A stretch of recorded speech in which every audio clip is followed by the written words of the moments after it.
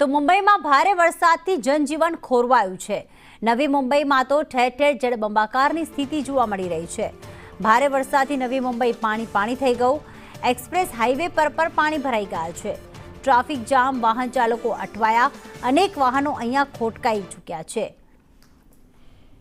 તો અડધી મુંબઈમાં હાલમાં જળબંબાકારની સ્થિતિ છે। જનજીવન અસ્તવ્યસ્ત થઈ ગયું છે। ટ્રાફિક જામની સ્થિતિ અહીંયા સર્જાઈ રહી છે, કારણ કે એક રોડમાં પાણી ભરાયેલું છે, જેના કારણે એક જ રૂટ ઉપરથી જે તમામ જે ફોર વ્હીલર છે કે વાહનો, અન્ય વાહનો છે તે પસાર થઈ રહ્યા છે। ક્યાંક જળબંબાકારની સ્થિતિનો સામનો કરતા જનજીવન હાલમાં ખોરવાઈ ચૂક્યું છે। અનેક વિસ્તારો એવા છે મુંબઈના કે જાણે કે થંભી ગયા હોય, કારણ કે ટ્રાફિક જામ એટલો છે કે લોકોના વાહનો આગળ વધતા જ નથી, તો કેટલાક વાહનો બંધ પડી જવાના કારણે લોકો મુશ્કેલીનો સામનો કરી રહ્યા છે।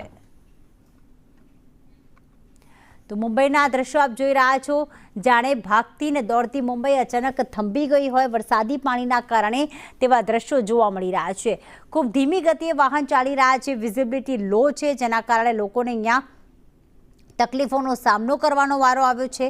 તો કેટલાક વિસ્તારમાં તો વાહનોની લાંબી કતારો લાગેલી છે। એક્સપ્રેસ હાઈવે ઉપર પણ પાણી ભરાઈ ગયા છે। ઘૂંટણસમાં પાણી ભરાતા અહીંયા જે અલગ અલગ માર્કેટ્સ આવેલા છે તે પણ આજે ક્યાંક બંધ જ જોવા મળી રહ્યા છે। શાળા કોલેજો તો બંધ છે, પરંતુ જે દુકાનદારો છે તેમનો માલ સામાન ન બગડે તે માટે તેમણે પણ દુકાનો નથી ખોલી। તો જે નોકરિયાત વર્ગ છે તે અત્યારે એ જ કહી રહ્યો છે કે વર્ક ફ્રોમ હોમ જે છે તે અમે કરી રહ્યા છીએ, કારણ કે મુંબઈમાં એક સ્થળેથી બીજા સ્થળે જવું લગભગ હવે કલાકોની રાહ જોઈને પહોંચવું મુશ્કેલ બન્યું છે।